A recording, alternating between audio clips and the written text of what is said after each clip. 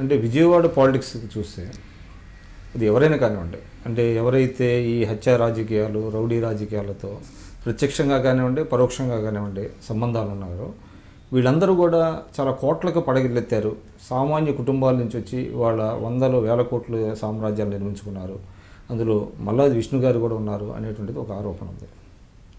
ఇవన్నీ ఎవరు తెలియని వాళ్ళు లేకపోతే అపవాదులు వేసే తప్ప ఎవరు ఎందుకు ఇస్తారండి ఉచితంగా? సెటిల్మెంట్లు చేస్తారా లేకపోతే దందాలు చేస్తారా?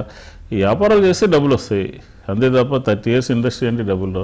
ఇది ఒక రకమైనటువంటి ఆరోపణ తప్ప నిరాధారమైనటువంటి. మీ మీద నాకు తెలిసి 1-2 వెబ్సైట్స్లో కూడా రాశారు, కానీ మీరు అది అంటే మీ దృష్టికి వచ్చిందో లేదో తెలియదు. అది ఇప్పటికీ కూడా అది సర్క్యులేషన్ ఉంది. అది మీరు కనుక ఖండిస్తే వాటిని కూడా అట్లానే కంటిన్యూ అవుతున్నాయి కదా, వాటి మీద తెలియదు.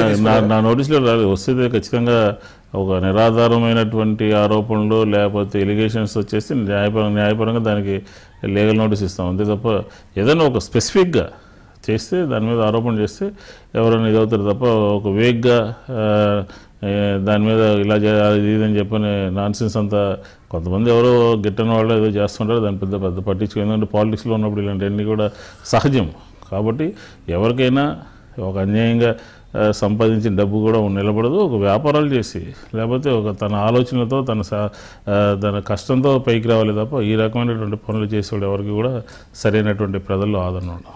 నేను మల్లాది విష్ణు, ఎక్స్ఎమ్మెల్యే, కాంగ్రెస్ పార్టీ. మీరు చూస్తున్నది ఐ డ్రీమ్ న్యూస్.